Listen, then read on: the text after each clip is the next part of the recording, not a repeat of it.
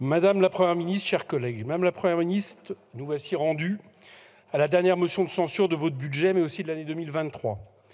Elle a donc vocation à censurer l'ensemble de votre œuvre, si j'ose dire, et plus globalement, ce que peut-être est devenu le macronisme. Au fond, ce qui est votre raison d'être, c'est d'appliquer coûte que coûte une politique néolibérale, minoritaire dans le pays, par la seule force du 49.3 à l'Assemblée et de la répression sociale en dehors.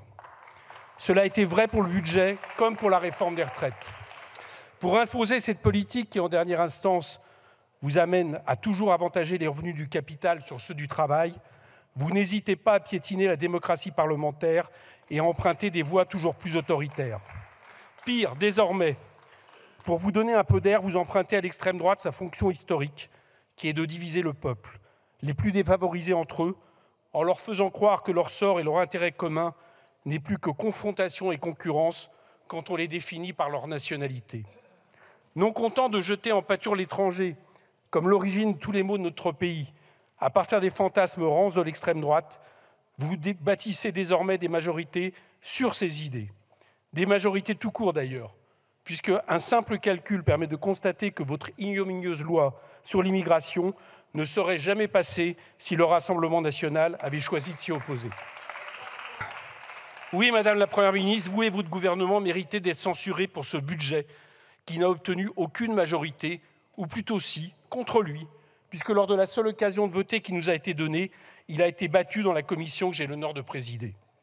Ce budget n'atteindra pas les objectifs fixés, mais surtout ne répondra pas aux besoins du pays. En effet, les signes d'une dégradation de l'activité économique sont là. Sur le troisième trimestre 2023, le PIB s'est révélé en légère récession et le pouvoir d'achat se replie. Les dernières prévisions de croissance, soit 0,8%, s'éloignent même de l'objectif de 1% dont vous vous vantiez déjà il y a quelques mois. Le choc de la remontée des taux se diffuse désormais dans l'ensemble de l'économie, alors que selon les données de la Banque de France, les entreprises françaises sont endettées à 78,4% du PIB, soit un niveau très supérieur aux 57,4% de moyenne de la zone euro. Par ailleurs, le nombre d'entreprises créées ralentit fortement, les défaillances flambent, le secteur de la construction souffre et les carnets de commandes se réduisent dans l'industrie. Du côté des ménages, le constat n'est pas différent puisqu'ils investissent moins. Ces données annoncent une année 2024 dégradée. L'OCDE a abaissé fortement sa prévision de croissance, la dégradant de 1,2% à 0,8%.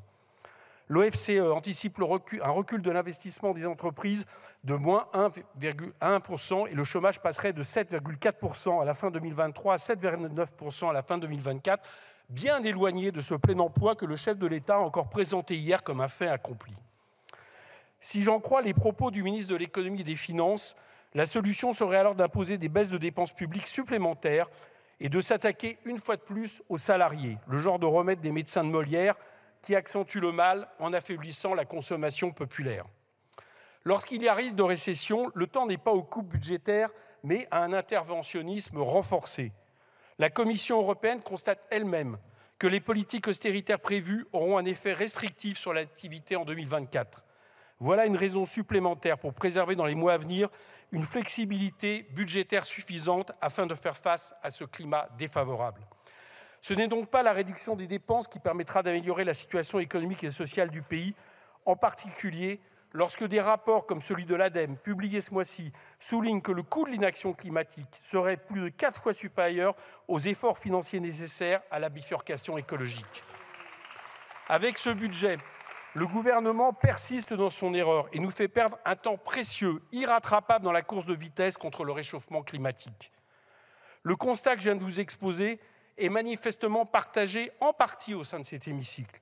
Lors de l'examen du projet de loi de finances pour 2024, une majorité en faveur d'une plus grande justice fiscale s'est dessinée, en proposant notamment un afflux de recettes via des amendements taxant la part des profits utilisés uniquement pour nourrir la rente capitaliste. Vous les avez tous effacés, parce que vous refusez de prendre un centime au capital quand dans le même temps, vous rabotez les indemnités des chômeurs. Oui, Madame la Première ministre, vous et votre gouvernement méritez d'être censurés pour la méthode utilisée. Ce ne sont plus seulement les votes dont vous privez l'Assemblée nationale, mais de tout débat dans l'hémicycle. Quel pire message envoyer aux Français que de décréter ainsi l'inutilité de leurs représentants, juste parce que la composition de l'Assemblée ne vous a jamais satisfait et que le pire de la Ve République vous a offert ce moyen de gouverner qui n'existe dans quasiment aucune des grandes démocraties européennes. Vous êtes donc venu ici 23 fois, à la place que j'occupe, pour, tel un disque rayé, reprocher aux représentants du peuple d'avoir présenté trop d'amendements, d'avoir osé vouloir débattre sans vous assurer au préalable qu'ils voteront en faveur de votre texte, de vouloir utiliser une part du temps de leur mandat pour faire ce pourquoi ils ont été élus. Alors que la seule vérité, c'est que vous êtes ici minoritaire pour appliquer votre politique économique, ce qui démocratiquement devrait vous conduire à la modifier ou à démissionner. Oui, Madame la Première ministre, vous et votre gouvernement méritez enfin d'être censurés pour la loi nauséabonde que vous avez imposée ici, y compris à vos propres troupes, ce qui me permet à ce stade de saluer ceux qui s'y sont refusés. Et de grâce, arrêtez ces arguments politiciens qui tentent de camoufler votre capitulation en rase campagne devant l'idéologie de l'extrême droite. Pour reprendre les arguments infantiles du ministre de l'Intérieur, cette loi est méchante vis-à-vis de tous les étrangers hors Union européenne, ce qui accentue son caractère raciste. N'essayez pas, par exemple, de faire passer le durcissement des conditions d'octroi d'un titre de séjour prévu par la circulaire Valls pour les travailleurs sans papier comme un progrès dans cette voie. La version initiale reposait déjà sur le fond du discours du Rassemblement national qui voit l'immigré comme un danger permanent. Rappelons les faits, et j'emprunte pour cela les mots du sociologue François Héran. Aucune donnée ne confirme que la France est la destination privilégiée parmi les migrants. Nous sommes très en deçà, dit-il, de la part qu'on aurait pu prendre en Europe. Autrement dit, à ce stade, il n'y a pas de vague migratoire dans ce pays si nous nous comparons aux autres pays d'Europe, mais plus encore aux pays du Sud entre eux. S'il y a un problème, c'est celui généré par les conditions indignes d'accueil de l'immigration que votre loi va encore durcir. Elle le faisait déjà dans sa version première, ce qui avait fait dire à Claire Hédon, défenseur des droits, qu'il s'agissait, je cite, d'un texte d'une gravité majeure pour les droits fondamentaux.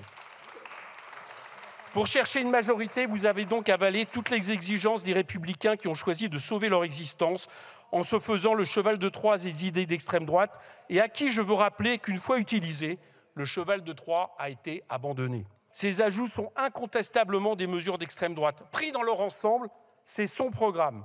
Conditionnement de l'ouverture des droits aux prestations sociales non contributives, évincement des personnes soumises à une OQTF du droit à l'hébergement d'urgence, préférence nationale, déchéance de la nationalité, fin de l'automaticité du droit du sol, cautionnement pour les étudiants extracommunautaires, restriction du regroupement familial, engagement de réformer l'AME, rétablissement du délit de séjour irrégulier. N'en jetez plus.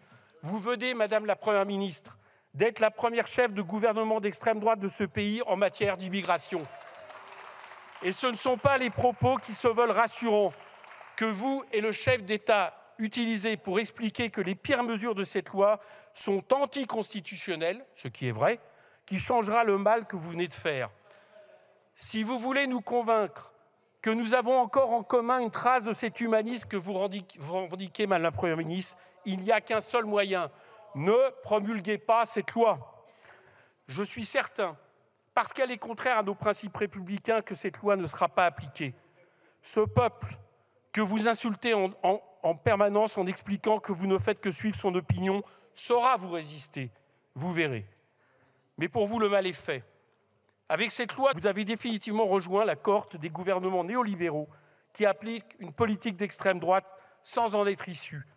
Vous placez la France dans le peloton de tête des gouvernements, appliquant des politiques d'extrême droite sur le plan discriminatoire et sécuritaire en Europe et dans le monde, pour sécuriser vainement une politique ultralibérale, inégale et injuste. Oui, nous venons de vivre un moment de bascule politique. Les digues sont rompues. Le bloc que vous incarnez n'hésitera plus désormais, j'en suis convaincu, à aller toujours plus loin dans l'extrême droitisation de sa politique. Vous avez sans doute fait ce choix par tactique, parce que l'Élysée vous l'a imposé. Mais vous, ou ceux qui vous succéderont bientôt, le feront naturellement. Cela ne vous empêchera pas de perdre. Car en réalité, c'est le macronisme qui est défait. Non seulement parce que les gens préfèrent toujours l'original à la copie, mais parce qu'en ayant repris ces idées, vous avez perdu toute légitimité à représenter ce barrage face à l'extrême droite qui a permis au président Macron d'être élu. Ce constat fixe par ailleurs les responsabilités de la gauche, à qui désormais il revient d'être le seul barrage possible face à l'extrême droite, en incarnant la rupture radicale avec votre politique néolibérale et la défense des idéaux républicains qui font la grandeur de notre pays depuis sa révolution. Pour l'ensemble de ces raisons, chers collègues, au nom de nos idéaux républicains, je vous invite à censurer ce gouvernement. Je vous remercie, Monsieur le Président.